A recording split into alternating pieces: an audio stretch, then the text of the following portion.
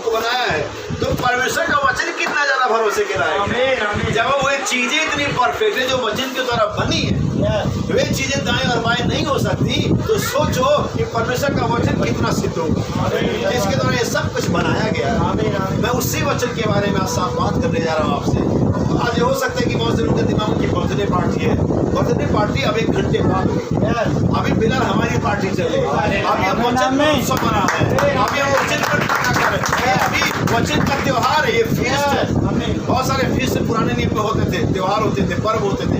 अभी जो वचन चल रहा है ये वचन का पर्व चल रहा है। आमीन। और यही हमारा असली भोजन है। आमीन। दुनिया में हर प्रकार के लोग होते हैं, हर प्रकार का बहुत सारे, अगर मैं आपको गिनाऊं तो दुनिया में कम से कम 200 प्रकार से ज्यादा का भोजन होता है।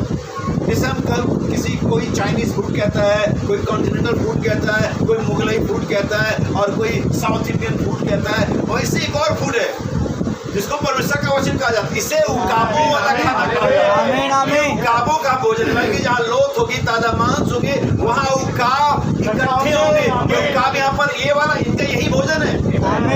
ये और भोजन से, ये कलीसियाओं के रीति रिवाज से, परंपरा से ये तृप्त नहीं होते, ये सड़ी गली बातों से तृप्त नहीं होते, ये नहीं करना वो नहीं करना ऐसे नहीं, इससे हमारा भोजन तो यहाँ पर है। अमेरिका गया 2007 की बात है और वहाँ पर हमारी कन्वेंशन मीटिंग थी, 1 हफ्ते वहाँ रहना पड़ा। हमारे भाई प्रकाश भी साथ थे, भाई जोनेस के पापा भी थे और हम वहाँ पर 1 हफ्ते हमारा दिमाग खराब हो गया। वचन का पर्व तो ठीक था, लेकिन वचन के पर्व के बाद हम बाहर आते थे तो पेट का भी पर्व होता था और वो पेट के पर्व में केरला का खाना खा करके सारे खाने में नारियल का तेल और कभी कुछ कभी आने का क्या मुसीबत है, क्योंकि वो हमारा खाना नहीं था। हमारा तो यहाँ चलता है ना, दाल चावल रोटी कोरमा बिरयानी, ये सब हमारा यहाँ चलता है। और वहाँ तो उपमा चल रहा है, वहाँ तो सांभर चल रहा है, वहाँ तो कोकोनट ऑयल चल रहा है। हमारा खाना नहीं था, वो बड़े चाव से खा रहे, भाई साहब प्लेट भर भर के खा रहे हैं। उनको बड़ा मजा आ रहा है उस खाने में, हमें बिल्कुल नहीं आ रहा। क्यों नहीं आ रहा? क्योंकि हमारा वो खाना है नहीं। सही बात है। अब वो यहाँ आ जाए 1 हफ्ते 10 दिन और आप रोज चावल दाल बिरयानी कोरमा। एक साउथ इंडियन आया मेरे घर में प्रचारक, उसके बाद जो बाइबल थी लगभग 42,000 रुपये की बाइबल थी, प्रचारक था। मैंने कहा भाई बहुत बढ़िया, आओ मैसेज का आदमी था, बैठो। रात को हमारे कुछ दिनों हमारे पास थोड़ी हालत तंगी थी, चिकन बनाया। मैंने कहा भाई चिकन और चावल बनाए, खाओ आराम से। उसने एक निवाला खाया, वो थूकने को तैयार। भाई साहब ये क्या है? अपनी लैंग्वेज में, उससे बड़ी कम हिंदी आती थी, मुझे बड़ा कम अंग्रेजी आता था। क्या जैसे हमारा थोड़ा बहुत बातचीत चलता था। और मस्टर्ड ऑयल, सरसों का तेल है, मैंने कहा इसी बनाते। वो नहीं मतलब इसमें मेरी बीटर कड़वा है बहुत। भाई हमें तो बहुत टेस्ट आता है इसमें। कहा हम बनाते सरसों के तेल में। बोला हम नहीं खा सकते। वो सूखा चावल खाया उसने, 1 टाइम नहीं खा पाया क्योंकि उसका खाना नहीं था। और मैं 1 हफ्ता नहीं खा पाया क्योंकि मेरा खाना नहीं था। इसका मतलब है कि जब आपको अपना खाना मिलता है आप बड़े चाव से खाते हो। यही वजह कि लोग आमीन नहीं बोलते, क्योंकि ये वचन का खाना नहीं, कि जिनका खाना है हालेलुया के साथ ताली बजाते हुए खाते, क्योंकि उनका पसंद का। यही बात समझ में? ये हमारा खाना जब ये होता है, हमारे तो चेहरे पे 32 इंच की मुस्कान हो जाती है। हम तो कहते हैं वाह मजा आ गया। जब हम घर में आते हैं, किसी घर में आते हैं, बिरयानी के वहाँ खाना कम लगेगा, क्योंकि हमें उसका। ऐसे बहुत सारे फूड हैं, बहुत सारे भोजन हैं, लेकिन आपको वही भोजन पसंद आता है, उसी भोजन के साथ आप जीवन बिताते हैं जो आपका पसंदीदा होता है, जो आपके शहर आपके गांव में चल रहा होता है। हम साउथ इंडियन खाना कभी कभी खाने होटल जाते हैं, चलो आज डोसा खाते हैं। हम चाइनीज चाउमीन खाने कभी कभी जाते हैं, क्योंकि हमारा खाना नहीं है। लेकिन चावल दाल रोटी सब्जी रोज खाते, मन से खाते, दिल से खाते, हंसते मुस्कुराते, क्योंकि हमारा वो। ऐसे ही बहुत सारे लोग संडे जाते चर्च में, और बहुत सारे ईसाई तो बस गुड फ्राइडे, क्रिसमस को और ईस्टर को ही जाते हैं। चलो आज चर्च होगी, आज हमारा प्रभु जन्म है आज, और एक दिन जाते हैं आज मरा है, तो ऐसे जाते हैं। जैसे हम चाउमीन खाने जाते हैं, जैसे हम डोसा खाने जाते हैं महीनों सालों में एक बार, लेकिन हम हर संडे जाते हैं, हर बुधवार को जाते हैं, जब समय मिलता है, क्योंकि हमारा खाना है। ये वचन के द्वारा ही बाइबल में यीशु मसीह ने मत्ती 4 अध्याय में कहा, मनुष्य केवल रोटी से नहीं, लेकिन हर एक वचन से जो परमेश्वर के मुख से निकलता है। बहुत सारी बातें कहने के लिए, बहुत सारी आयतें हैं पढ़ने के लिए, लेकिन मुझे लगता है संभव नहीं कि मैं सारी आयतें पढ़ पाऊंगा। और मैं सेवा पे संदेश में जाऊंगा। लोगों ने संदेश सुना है, तेरे हाथ क्या है, और वहाँ पर मूसा है, और जो कहता है लाठी। परमेश्वर ने मूसा को कभी नहीं कहा क्या जब तुझे सेवकाई में आना ही था तो तू तलवार लेके आया होता, मैं लाठी से क्या करूंगा, तू लाठी लेके क्यों आया? अब तलवार होता तो मैं तुझे मिस्र में भेज देता, चल तेरे पास भाला वगैरह होता तो मैं तुझे और थोड़ा ताकत दूँ। अब तू लाठी लेकर क्या है, तो मैं लाठी से तो गड़बड़ हो जाएगा। लाठी लेके तू तलवार वालों से कैसे लड़ेगा, लाठी लेके तू मशीन गन वालों से कैसे लड़ेगा, लाठी लेके तू तोप वालों से कैसे लड़ेगा, लाठी से नहीं हो पाएगा। जा वापस जा, कुछ तलवार वगैरह लेकर क्या ऐसा परमेश्वर ने कहा? नहीं, परमेश्वर को इसकी जरूरत नहीं है, क्योंकि परमेश्वर जो लड़ाई लड़ता है वो लाठी और तलवारों और भालों से नहीं लड़ता है। परमेश्वर के वचन के द्वारा अपनी लड़ाई लड़ता है। आमीन आमीन। हालेलुया। बाइबल कहती है लड़ाई के लिए घोड़ा तो तैयार रहता है, लेकिन जो विजय है वो यहोवा की ओर से मिलती है। आपका ताला, आपका भाला, आपका तलवार, आपका तोप सब धारा का धारा रह जाएगा। आपके नहीं ऐसा कुछ नहीं है। मुझे बताओ 2 साल पहले 2020 में मार्च के महीने से लेकर के मई जून के महीने तक तुम्हारा तोप, तुम्हारा विज्ञान, तुम्हारी दवाई किस काम आई थी? किसी काम। सब घर में बंद होकर रह गए थे। अमेरिका सुपर पावर घर में दबा हुआ है, रसिया सुपर पावर डूबा हुआ है, चाइना सुपर पावर, वो तो सबसे ज्यादा मारा हुआ था।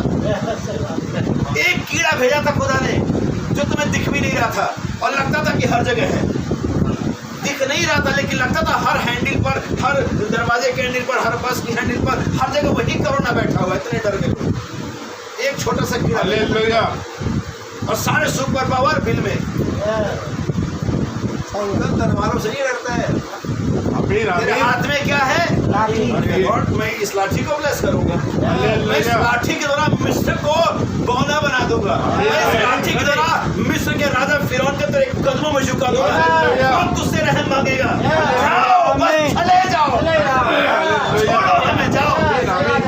लाठी मुझे जरूरत नहीं कि तू तलवार ले, लाठी है ब्लेस करने वाला। अरे मैं तो पढ़ा लिखा था, मैं क्या कर पाऊंगा? खुदा ने कहा तुम पढ़ो लिखो। बहुत सारे कहते हैं मेरे पास तो डिग्री नहीं, खुदा ने कहा डिग्री ले आओ। बहुत सारे कहते हैं मेरे पास तो पैसे, खुदा कहते हैं पैसे ले आओ, पैसे मैं दूंगा। कब बोला? जो है आ जाओ। आमीन आमीन। जैसे हो आ जाओ, आ जाओ, जो है आ जाओ, जो हाथ में तुम्हारे, मैं उसी चीज को ब्लेस कर दूंगा। मैं खुदा हूँ, मैं लाठी को सांप बना सकता हूँ और सांप को फिर लाठी बना सकता हूँ। मैं तुम्हें अगर ये जन्म दे सकता हूँ तो मैं तुम्हें नया जन्म भी दे सकता हूँ। अरे खुदा सब कुछ करने में सामर्थ्य है। या तेरे हाथ में क्या है? उसने कहा लाठी। मैं ब्लेस करता हूँ लाठी को, इसे जमीन पर डाल दे। जमीन पर डालते बाइबल कहती लाठी क्या बन गई? हम उसे लगकर डर गया। अरे बाप रे, ये कौन सा जादू है? ये कमाल हो गया, सांप तो काट लेगा मुझे। नहीं, जो सांप खुदा भेजता वो काटता नहीं है। बहुत सारे लोग आजकल मसीहत में देखते हो 99% लोग सांप को शैतान कहते हैं। मुझे एक बाइबल में से एक आयत दिखा दे आपको, सांप शैतान को रिप्रेजेंट करता है। मैं आपको कई जगह दिखाऊंगा जहाँ पर सांप जो है मसीहों को और यीशु मसीह को रिप्रेजेंट करता है। बाइबल बता दी जब उनके बीच में मरे पहले तो उसने मूसा ने क्या लटकाया था? पीतल का सांप। आज भी डॉक्टर की गाड़ी पर वही लटका रहता है। प्लस वाला निशान WHO का है, वर्ल्ड हेल्थ ऑर्गेनाइजेशन का है, डॉक्टरों का नहीं है। लेकिन क्रॉस पे सांप लिखा वो मेडिकल विभाग, आप जानते हैं इसे? हालेलुया। तो याद रखिए। और बाइबल में लिखा कि सांप के नहीं शत्रु बनो। अब क्या परमेश्वर तुम्हें शैतान के नहीं शत्रु बना रहा है? सांप के नहीं शत्रु। सांप शैतान नहीं है, शैतान है। ये अलग बात है कि शैतान ने सांप का इस्तेमाल किया। सांप शैतान नहीं है, शैतान ही शैतान है। इसका मतलब तो हम अगर खुदा ने गधे का इस्तेमाल किया तो मैं आपको कहना नहीं चाहिए, लेकिन आप समझो उसे। अगर खुदा ने गधे का इस्तेमाल किया तो खुदा क्या है? खुदा ही है, वो किसी का भी इस्तेमाल कर सकता है। आमीन आमीन। आमीन। क्या समझने में क्या है? हाथ में क्या? उसने कहा लाठी, उसने कहा जमीन पर डाल दे, जमीन पर डालते सांप बन गई और मूसा डर कर भागा, पीछे हटा। उसने कहा मत डर, इसे वापस पूछ की तरफ से पकड़ ले। उसने पकड़ा, वो सांप फिर से लाठी बन गई। उसने कहा चले जा। हालेलुया। ध्यान रखना मेरे भाई, ये लाठी का सांप बनाना काफी नहीं था। अगर ये लाठी का सांप बनाना काफी होता और इतनी ही बात होती तो मूसा वहां हार जाता, क्योंकि मूसा गया इस पचम्बे के सारों। एक बार दिखाऊंगा फिरौन को चमत्कार और फिरौन का तो पैंट गीला हो जाएगा। फिरौन तुरंत मेरे लोगों को जाने देगा। देखा अच्छा, गया फिरौन के सामने और लाठी डाला। फिरौन मेरे लोगों को अरे नहीं जाने दूंगा। और हारून जरा लाठी को डाला, ऑर्डर दे रहा, मैनेजर बन गया वहां पर। हारून ने लाठी डाला और लाठी क्या बन गई? लोग तो थोड़े से चकराए, थोड़े से चंबी थे, थोड़े डरे। फिरौन के जो सागिर थे वे भी थोड़े डरे होंगे, लेकिन फिरौन ने कहा जरा रुको। एक डोरबेल बजाई जो मैनेजर बजाता है और उसने डोरबेल बजाती, तो वहां पर सूरदानी प्रकट लाठी को डाला और उनकी लाठी भी सांप बन गई। उसने देखा तो खुदा ने फंसा दिया मुझे। अभी इतने से चमत्कार के लिए मुझे तो ये भी कर ले रहे हैं।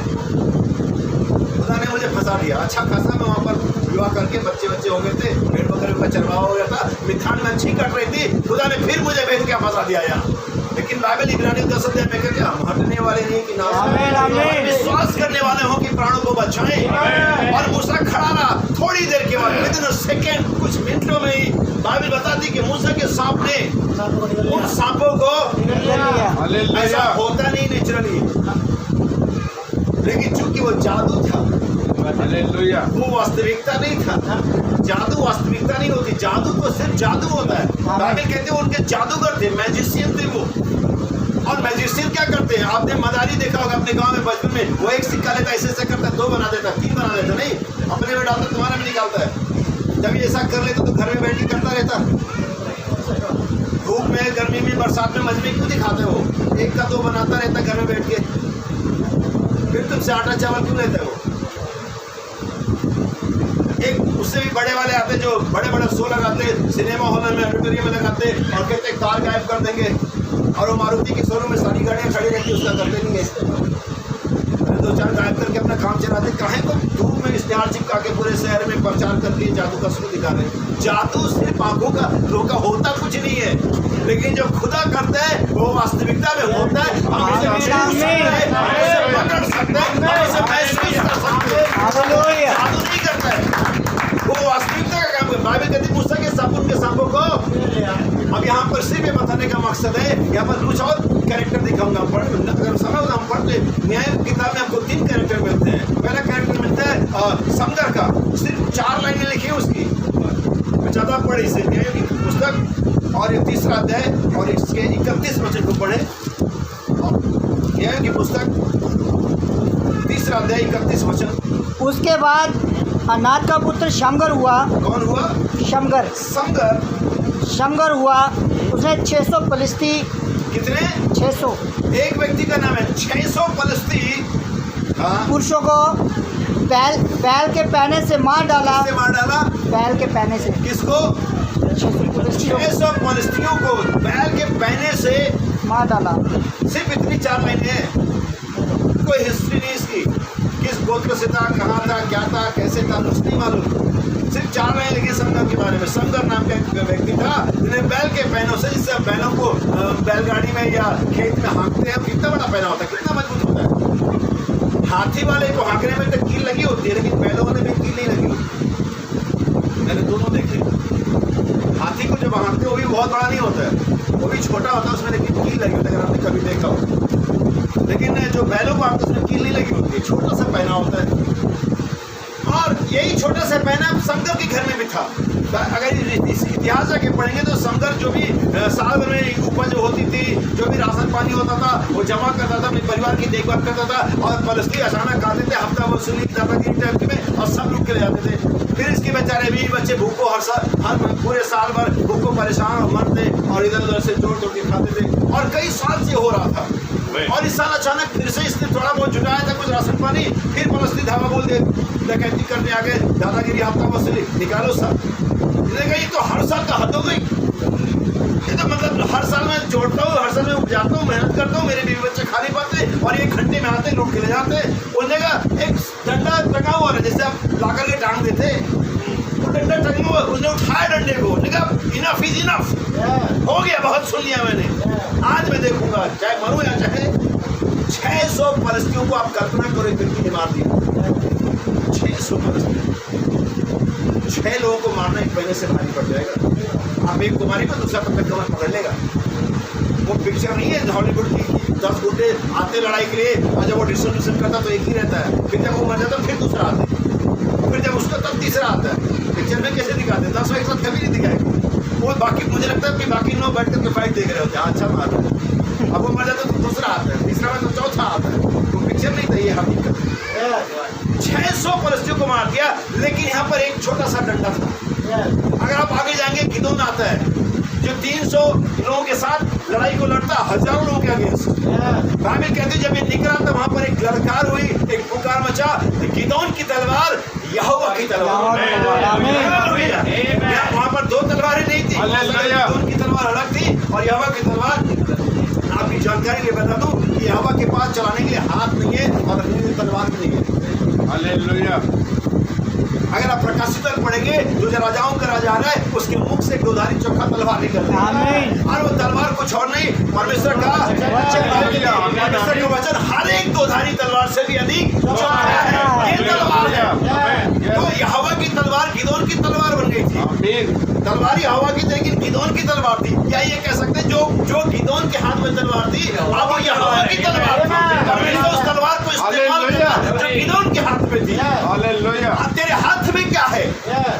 मूसा ने कहा लाठी, समदर ने कहा पैना, गिदोन ने कहा तलवार। ये मेरी तलवार है, ये मेरा पैना, ये मेरी लाठी है। हालेलुया।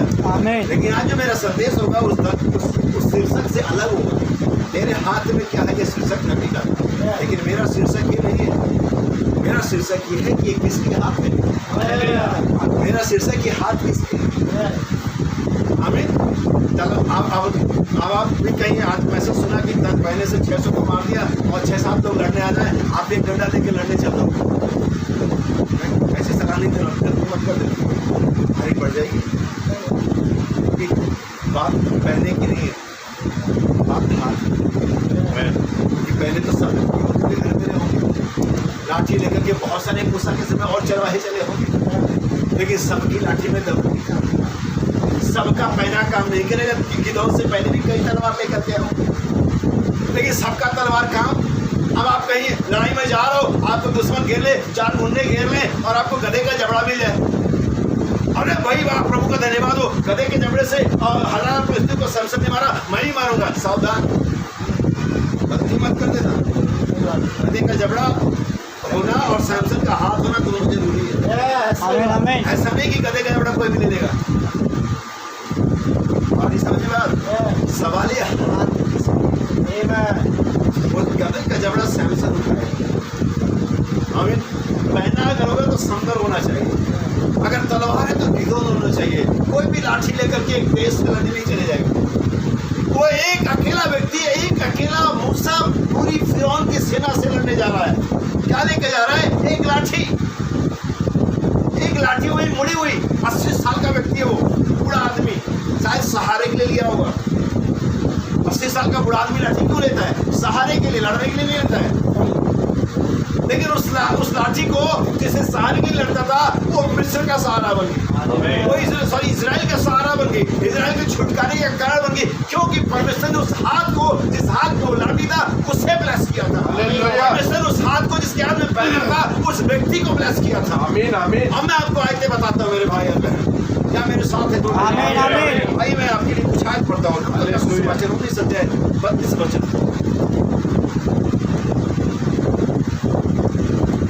और इससे पहले लूका से पहले हम पढ़ेंगे मत्ती 13 अध्याय उसका 16 वचन। मत्ती 13 उसका 16 वचन।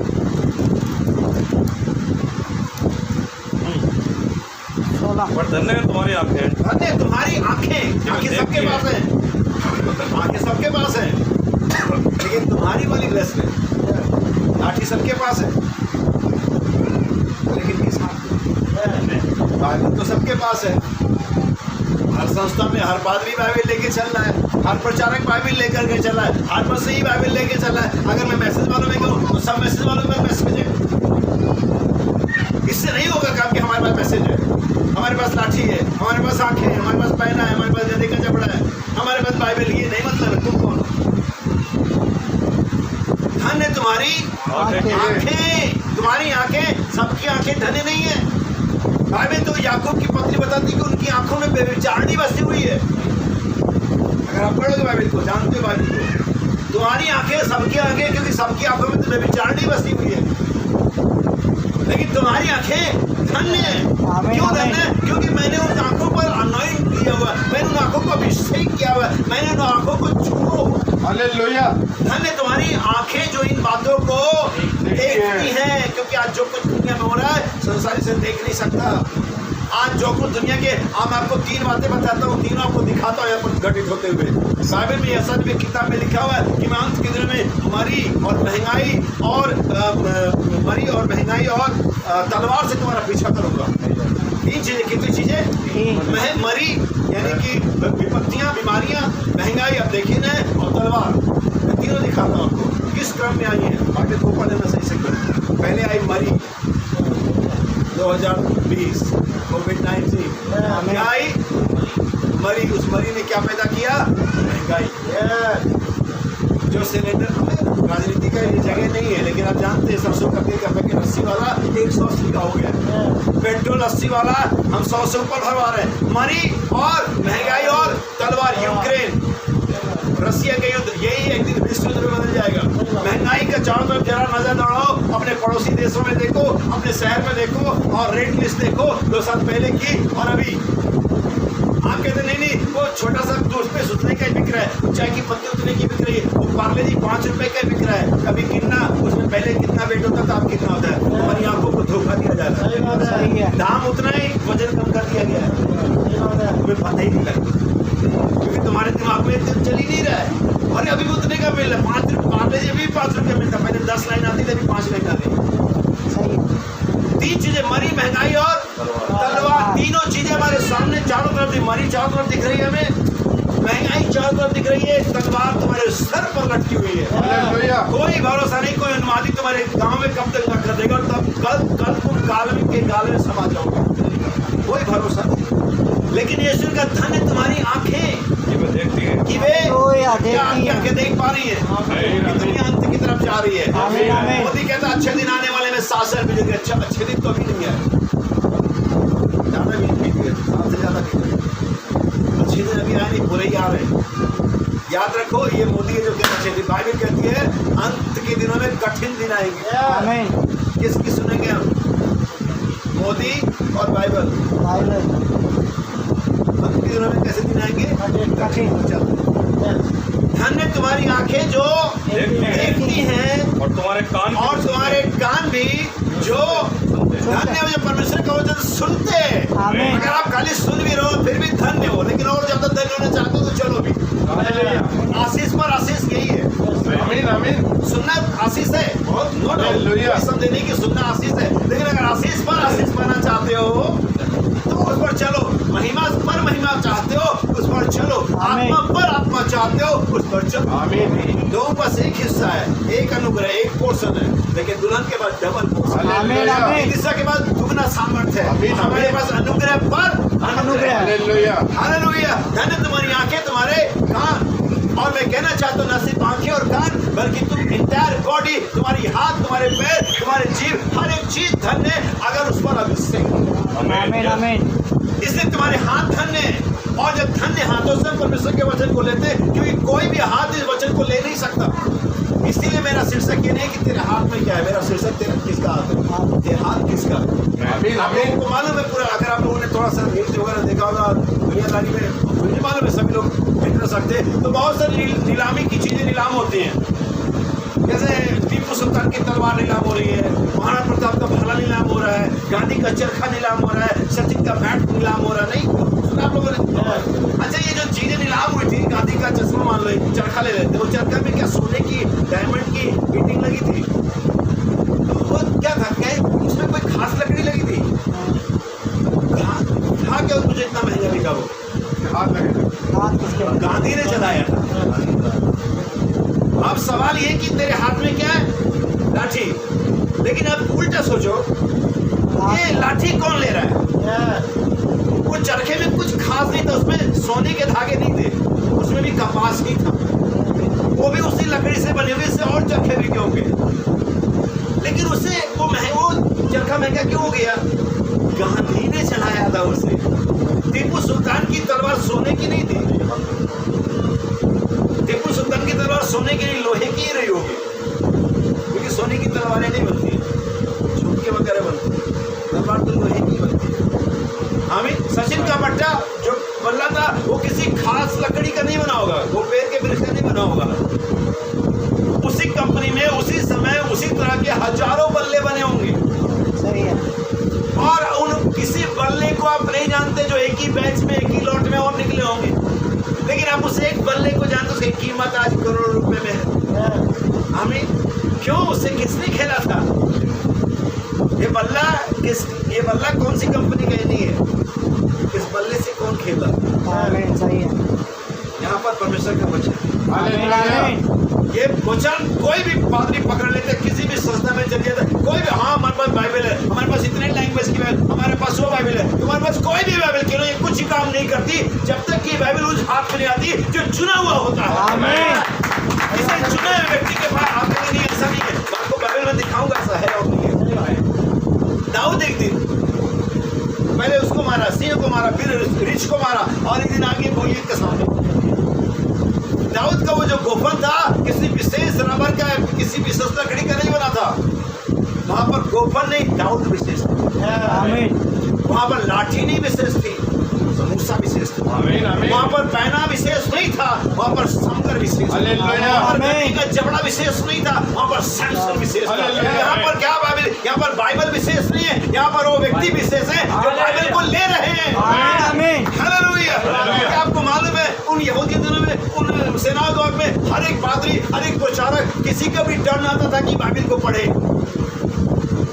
और उस आराधनालय में, हर आराधनालय में हर दिन लोग जाकर के बाइबल को पढ़ते होंगे। और एक दिन यीशु मसीह का नंबर आया। आमीन, आमीन। क्या आपने सुना मैंने क्या कहा? आमीन। आमीन। बहुत सारे लोग बहुत समय से बाइबल जाके, क्योंकि रीति थी, जैसा जकरिया अपनी रीति पर सेवा करने गया, वैसी रीति पर यीशु मसीह बाइबल पढ़ने गया। लेकिन आपने कभी पढ़ा कि किसी ने बाइबल पढ़ी और कहा लेख पूरा हुआ? नहीं। लेकिन एक दिन ये बाइबल यीशु के हाथ में दी गई। आमीन। जब ये बाइबल सही हाथ में पहुंची, उसने कहा आज का लेख तुम्हारे सामने पूरा हुआ। आमीन, आमीन। बाइबल तो वही रोज लोग पढ़ रहे थे, हालेलुया। लेकिन एक दिन बाइबल सही हाथ में पहुंची। हालेलुया। आपको स्वर्ग में ले जाना चाहता हूं। आमीन, आमीन। सिंहासन पर एक बैठा था जिसके हाथ में कोई पुस्तक थी जो 7 मोहर लगा करके, और जब तक ये पुस्तक 7 मोहर लगी बंद करी गई थी, और सिंहासन के बैठे हुए व्यक्ति के हाथ में, और स्वर्ग में कोई आनंद नहीं था, कोई जय जयकार नहीं थी, कोई उत्सव नहीं था। ये बाइबल थी तो, लेकिन किसके हाथ में थी? सर्वशक्तिमान के हाथ में थी। आप जानते इसे? आमीन। आमीन। बड़ा प्रकाशित है। आमीन। ये बाइबल थी और नहीं थी वहां पर? किसके हाथ में थी? सर्वशक्तिमान के हाथ में थी। कोई उत्सव था वहाँ, कोई आराधना थी वहाँ, कोई मेमने की जय जयकार थी वहाँ? कुछ नहीं, बाइबल थी वहाँ। लेकिन एक ऐसे हाथ में थी जो सही हाथ नहीं था। आप कह रहे हो वो सही हाथ नहीं था, आप परमेश्वर में कह रहे हो सही हाथ नहीं था। जी हाँ मेरे भाई बहन, मैं सही कह रहा हूँ, वो सही हाथ में नहीं थी उस समय। अगर आप ध्यान से देखेंगे, सीन आपके दिमाग में चल रहा होगा इस समय, क्योंकि हमारा दिमाग चित्रों में सोचता है। आमीन। आमीन। हमारा दिमाग डिजिट्स में नहीं सोचता है, हमारा दिमाग अंकों में नहीं सोचता है, अक्षरों में नहीं सोचता। मैं कहता हूँ मारधाड़ दिमाग में क्या है? मारधाड़ किस पे नहीं गई? क्या मारधाड़ है? मैंने कहा नैनीताल, दिमाग में क्या नैनीताल आया? तो पहाड़ और झरने और बातियां आई, क्या नैनीताल लिखा हुआ है? दिमाग में क्या आता है? सीन आता है। सीन क्या है? सर्वशक्तिमान के हाथ में एक किताब है जो 7 मोहर लगा करके बंद की हुई है। लेकिन अचानक किताब ने हाथ बदला। अचानक एक लहूलुहान मेमना वहां पर आता है और सर्वशक्तिमान के हाथ से किताब को ले लेता है। जैसे किताब को हाथ में ले लेता है, बोरों को खोल देता है, सीन बदल गया वहां पर। क्योंकि किताब नहीं बदली, लेने वाला हाथ बदला। मेमने के हाथ में, उत्तराधिकारी के हाथ में, सही व्यक्ति के हाथ में। आमीन। आमीन। मोहरों को प्रचार करते हैं। आमीन, आमीन। जब वो सही व्यक्ति के हाथ में आई, सही व्यक्ति ने उसे खोल दिया, नामों को पुकारा, स्वर्ग में आराधना हो गई। आप ये स्वर्ग में मेरे भाई मेरे बहन, बाइबल ने स्वर्ग में, पृथ्वी पर और पृथ्वी के नीचे, मैंने हर एक जगह ये कहते हुए सुना, वो सर्वशक्तिमान है और मेमना उसका राज युगानुयुग धन्य है। आमीन। आमीन। हर जगह एक उत्सव हो गया। क्यों? क्योंकि ये हाथ बदल गया। आज का ये सामने हाथ बदल जाए। आमीन। आमीन। बाइबल नहीं बदलनी है, हाथ बदल। मैं आपके लिए कुछ आयतें पढ़ता हूं और ये आपको मिलेगी। पहला इतिहास 13 अध्याय 9 वचन। क्योंकि मैंने क्या शीर्षक में रखे, किसके हाथ है? सारे हाथ काम नहीं करेंगे। आमीन। पहला इतिहास 13 अध्याय 9 वचन, ध्यान से सुना। जब वह किदोन के खलियान तक आए। अब यहाँ पर ये मैं आपका इसको बैकग्राउंड बता दूं। ये वो समय जब वाचा का संदूक दाऊद राजा मंगवा रहा है। उसके नगर में आ रहा है। तो वाचा का संदूक कहाँ है? बैलगाड़ी पर है। वाचा का संदूक बड़े उत्सव के साथ, बड़े नाच गाने के साथ, बड़े उल्लास के साथ वापस दाऊद नगर में आ रहा है। और यहाँ पर उसके स्टेप बाय स्टेप कौन से स्टेशन, कौन से कस्बे से होकर गुजर रही है, यहाँ पर वर्णन है। जब वो खलिहान से आगे बढ़े, जब वह किदोन के खलिहान तक आए, हाँ, तब उजा ने अपना हाथ संदूक को पकड़ने के लिए बढ़ाया। इसमें एक साधारण व्यक्ति ने, एक इजरायली ने, एक खतरा वाले व्यक्ति ने, लेकिन फिर भी ये वाचा के संदूक को पकड़ने के लिए अनॉइंटेड नहीं था। हालेलुया। आमीन आमीन। सुनिए इसे। तब उजा ने अपना हाथ संदूक को पकड़ने के लिए बढ़ाया, क्योंकि बैलों ने ठोकर खाई थी। क्योंकि बैलों ने ठोकर खाई थी। उसका इंटेंशन, उसकी मनोभावना बड़ी अच्छी थी। वाचा का संदूक गिर न जाए, वाचा का संदूक प्रॉब्लम में ना आ जाए, कुछ क्रैक ना आ जाए, कुछ गड़बड़ ना आ जाए, क्योंकि स्पीड ब्रेकर या गड्ढा कुछ आया होगा, बैलगाड़ी उछली होगी, संदूक लुढ़का होगा। और यहाँ पर उछिया इजरायली एक खतरा वाला है, कोई अविश्वासी नहीं है, कोई खतरा रहित नहीं है। कितना बढ़िया बात है, कितनी बढ़िया मानो सही इंटेंशन है।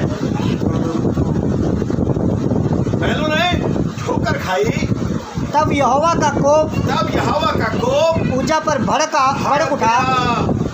क्यों? और उसने उसको मारा, क्योंकि उसने संदूक पर हाथ लगाया था। क्योंकि हाथ सही नहीं थे। आमीन आमीन।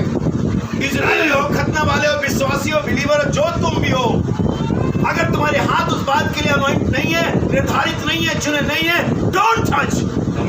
आमीन। कोई भी प्रचार नहीं करेगा, सही बात है, कोई भी बाइबल का तर्जुमा नहीं बताएगा। सही बात। आमीन। चूंकि मैं मसीह हूँ, चूंकि मैंने 15 साल पहले बपतिस्मा लिया, चूंकि मेरे पास सारे अंग्रेजी हिंदी के मैसेज है, कोई भी प्रचार नहीं करेगा। बुराया नहीं है इसके लिए। आमीन आमीन। कोई टच नहीं करेगा उसे। हालेलुया। इजरायली हो, खतना वाले हो, घर में रहो। मैंने वाचा के संदूक के लिए निर्देश ठहराए हैं। आइए पढ़िए यहोशू नबी की किताब 3रा अध्याय, जहाँ पर यरदन नदी की वर्णन है।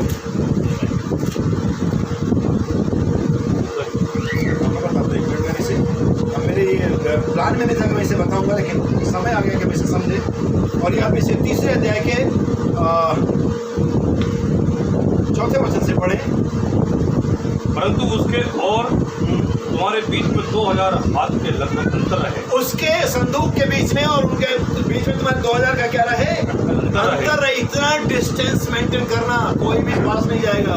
तुम संदूक के निकट न जाना, कोई संदूक के निकट नहीं जाएगा, कोई भी नहीं जाएगा। सुनो, ताकि तुम देख सको कि किस मार्ग से तुमको चलना है, क्योंकि जब तक तुम इस मार्ग पर होकर नहीं चले, क्योंकि अब तक तुम इस मार्ग पर होकर के नहीं चले, अब तक तुम इस मार्ग पर होकर नहीं चले। फिर यहोशू ने प्रजा के लोगों से कहा, तुम अपने आप को पवित्र करो, क्योंकि कल के दिन यहोवा तुम्हारे मध्य में अचानक हालेलुया। मैं चाहूँगा आप इसे पढ़ लें 11वें वचन से। 11वां वचन सुनो। पृथ्वी भर के प्रभु की वाचा का संदूक तुम्हारे आगे आगे यरदन में। कौन? पृथ्वी भर के प्रभु के वाचा का संदूक तुम्हारे आगे आगे यरदन में जाने पर में चलेगा। याद, वाचा के संदूक की अगुवाई करने की हिमाकत ना करे। वाचा का संदूक अपना चाल खुद चलता है, अपनी अगुवाई खुद करता है। अगर आप पढ़ेंगे आपको इतिहास मिल जाएगा। उसे बैलों के बिना ब्याही गायों के रथ में बैठाया गया, और कोई रथवान नहीं था, कोई पायलट नहीं था, कोई ड्राइवर नहीं था, वो खुद ब खुद पहुंच गया। आमीन आमीन। तुम परमेश्वर को मार्ग दिखाओगे, जो हमें मार्ग दिखाता है, जो हमारा लीडर और गाइड है, हम उसे बताएं किधर और कैसे चलना है। हालेलुया। हिमाकत मत करना। सुनो, पृथ्वी भर के प्रभु के वाचा का संदूक तुम्हारे आगे आगे यरदन पर जाने पर है।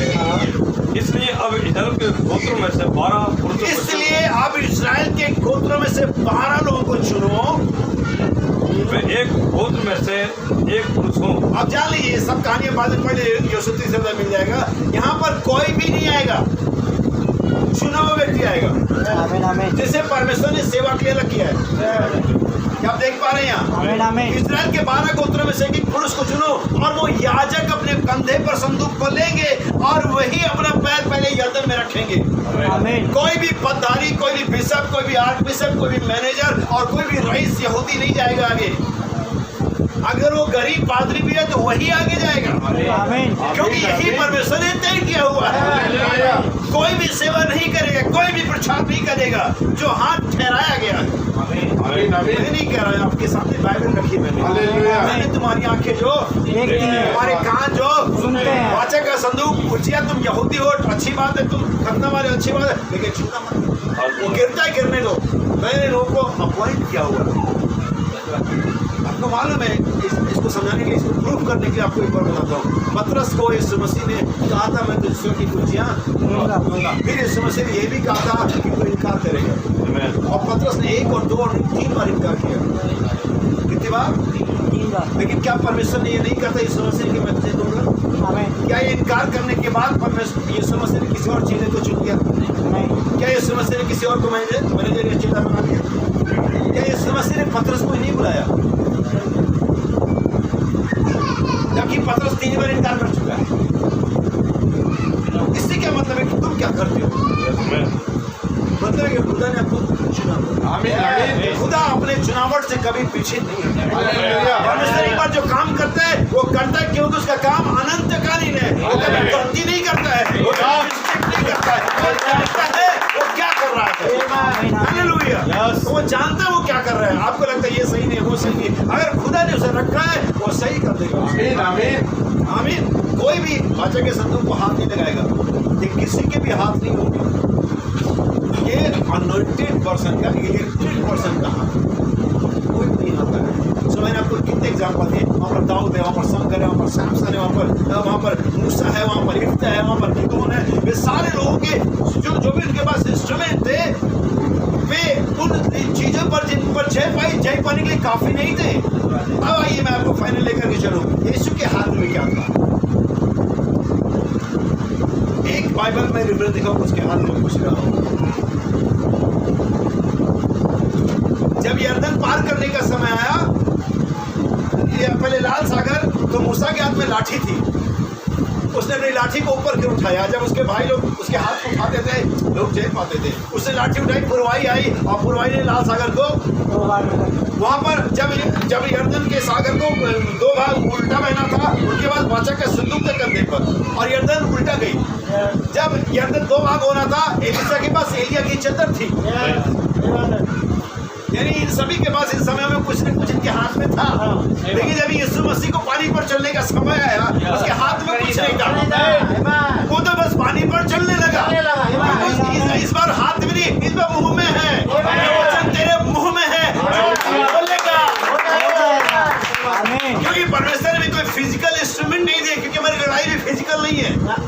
हमारी लड़ाई मांस और लहू की नहीं है, हमारी लड़ाई आत्मिक सेनाओं से, अंधकार की शक्तियों से। हम वचन को बोलेंगे और वो हो जाएगा। मैं आपको ऐसे नहीं बोला, लफेबाजी नहीं, वचन दूंगा। यशायाह नबी किताब 59 वचन। आइए जरा से देख लीजिए, मैं आपको दिखाना चाह रहा हूँ मेरे बाइबल कुछ, क्योंकि अभी कहेंगे भाई लोग फिर हमारे हाथ में क्या होना चाहिए? अब हाथ नहीं है, अब कोई दूसरी चीज है। अब परमेश्वर का वचन तुम्हारे मुंह पे डाल। आमीन आमीन मुंह खोल मुझसे वचनों से और दूंगा। आइए पढ़े यशायाह 59:30। यहोवा यो कहता है, जो वाचा मैंने उनसे बांधी है हाँ। वो ये है वह यह है कि मेरा आत्मा तुझ पर ठहरा है, मेरा आत्मा तुझ पर ठहरा है, और अपने वचन जो मैंने तेरे मुंह में डाले मुंह हैं। में डाले हैं। अभी हाथ में नहीं है, अभी मुंह में आ गए। तुम जो बोलोगे, आमीन। तुम्हें बोलना है। अगर तुम इस पहाड़ से कहो, ना कि बेलचा लेके हटाओ। अगर तुम इस पहाड़ से कहो, अगर तुम इस पेड़ से कहो समुद्र में चला जा, तुम कहो। Speak the word। वचन बोलो ये, आमीन आमीन क्योंकि मेरा आत्मा तुम पर है। हालेलुया मैंने अपना वचन तेरे हालेलुया तेरे नहीं, जनरेशन टू जनरेशन, पीढ़ी से पीढ़ी तक आई सुनी से पूरा कंप्लीट करते हैं। और अपने वचन को मैंने तेरे मुंह में डाले हैं, आमीन। अब से लेकर सर्वदा तक। कब से लेकर? अब से लेकर जब से ऐसा भविष्यवाणी कर रहा है। और मैं कह सकता हूँ आज के दिन आमीन। 16 जुलाई 2022, अब से लेकर के सदा तक वे तेरे मुंह से हाँ और तेरे पुत्रों ये आगे बढ़ेगा, पुत्रों में जाएगा और पोतों और आगे जाएगा के मुंह से और भी आगे जाएगा, क्योंकि कभी ना पृथ्वी का हटेंगे। तुम और तुम्हारी संतानों और पृथ्वी के दूर दूर के लोग लिए जिन्हें प्रभु परमेश्वर बुलाएगा। आमीन। अभी आगे जा रहा है, तेरा हालेलुया। वचन हमारे मुंह में है मेरे भाई। क्या आप समझ पाए? आमीन आमीन हाथों में नहीं है, ये मुंह किसके हैं?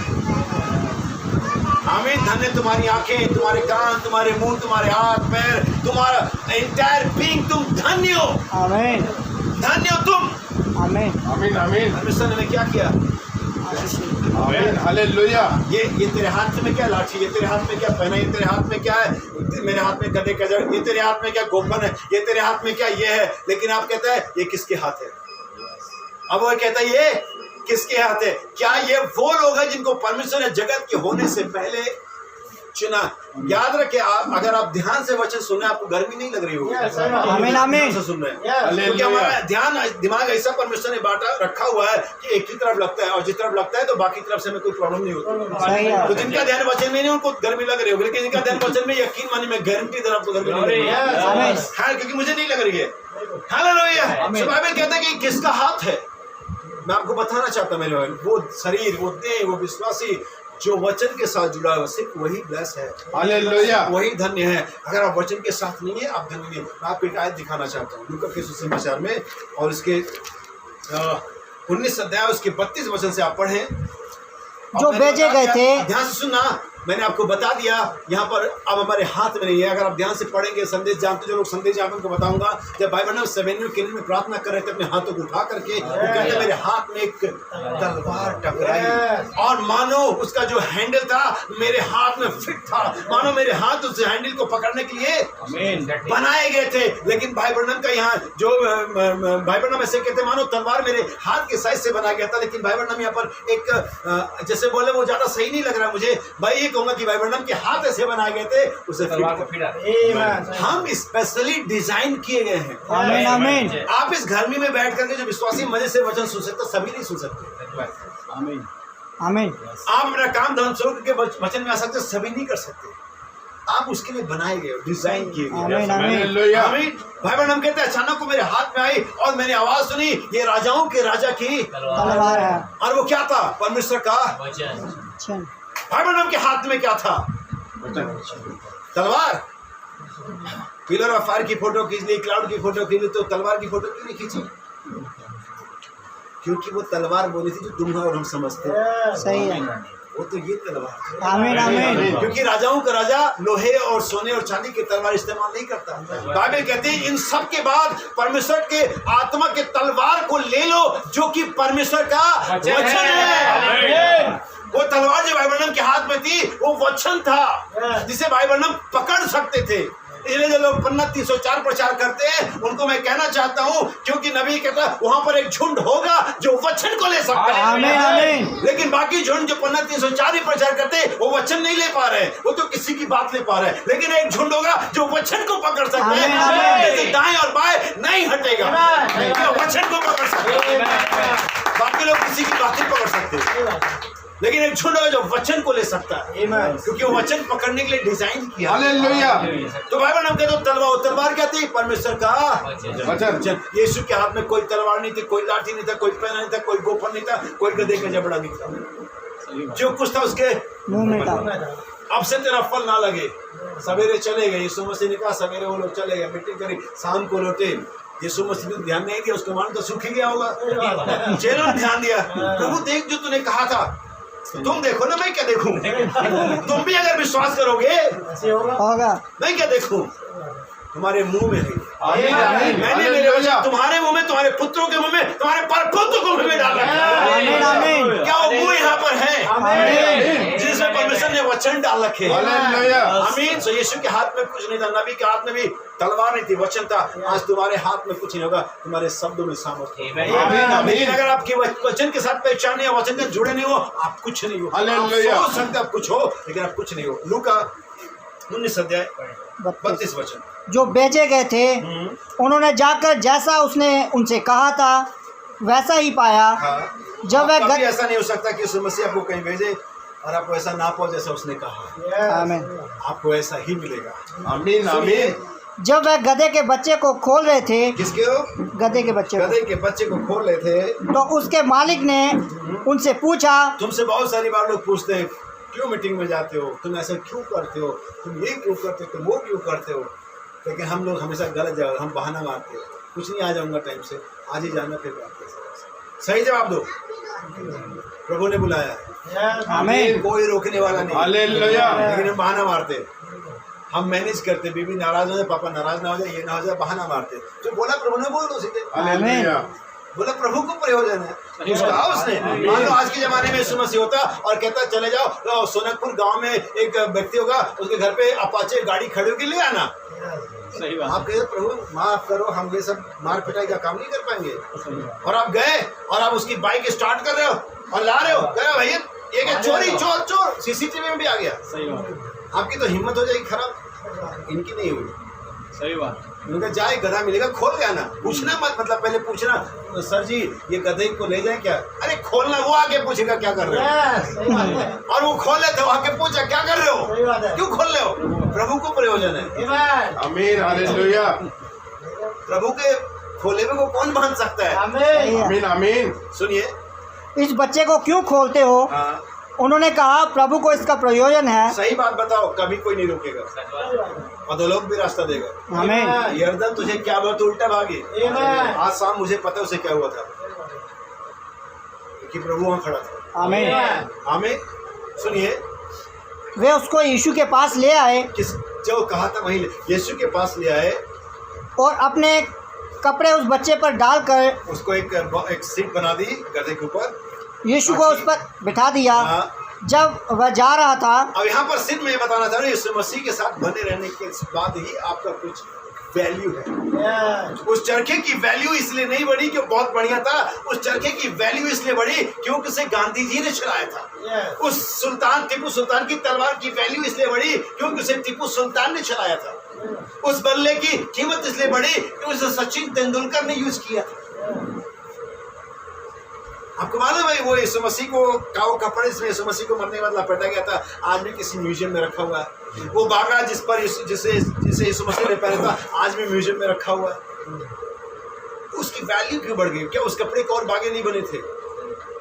क्या उस तरह के कपड़े और लाशों में नहीं लपेटा गया था? लेकिन और सारी लाशें यीशु मसीह नहीं थी। वे सारे बैट्स जो थे वो सबने सबसे सचिन ने नहीं खेला था। उसकी वैल्यू इसलिए बढ़ी क्योंकि उस विशेष व्यक्ति के साथ जुड़ा हुआ था। अब यहाँ पर गधे का बच्चा है जो यीशु मसीह के लिए खोला गया, जिस पर यीशु मसीह ने सवारी कसी थी, और ये एक दिन का शो था। ये बुधवार का दिन था। आमीन आमीन। आमीन। ये बुधवार का दिन था, ये खजूर का इतवार, जो भी रहा होगा मुझे नहीं मालूम, कोई फर्क नहीं पड़ता, कोई भी दिन रहो। और यीशु मसीह बैठ के आ रहा है और चेले अपने कपड़े मारी में डाल रहे हैं, स्त्रियां खजूर की डाल के लिए हुए वहां पर हिला रही हैं, हिलार चिल्ला रहे हैं, होसन्ना हालेलुया, धन्य वो जो प्रभु के नाम में आता। पूरा पढ़ना। आमीन। आमीन। एक बड़ा सा शोर मच गया वहां पर, एक बड़ा उत्सव चल रहा था। फरीसी शास्त्री आते चेलों के चिल्लाते हुए देख करके यीशु मसीह से कहते, और तू इन्हें चुप करा। यीशु मसीह उल्टा इन्हें चुप करा, उनको चुप करा दिया। चुप इनको कराना था, इन्हें चुप करा, उन्हें चुप करा। अगर ये चुप रहेंगे तो पत्थर चिल्लाओ, तुम भी चिल्लाओ। हालेलुया। चलो खैर सो ओवर हो गया। लेकिन एक चीज दिखाना चाहता, गधे का वो जो बच्चा था ना, उसको लगता था ये सब मेरी वजह से हुआ। लोग मेरे सामने चादर डाल रहे हैं, लोग मेरे सामने कपड़े डाल रहे हैं, लोग मुझे ही हालेलुया और सब ना कर रहे। और गधे का बच्चा बड़े हाँ ठीक है, ओके हाँ ठीक है। उसको लगता है सब मेरे लिए हो रहा है। जैसे प्रचारकों को, पादरियों को लगता है, लोग बड़े आदर करते, बड़ा उसे गिफ्ट वगैरह देते, हाथों हाथ लेते, पादरी कहता है वाह क्या मजे है भाई साहब। हर व्यक्ति भाई साहब पहले आप खाइए, ये आपके लिए, पहले आप पहले। पादरी को लगता है वाह भाई साहब जो कुछ है मैं ही हूँ। और वो यीशु मसीह भी दूसरे नंबर बात उनके लिए।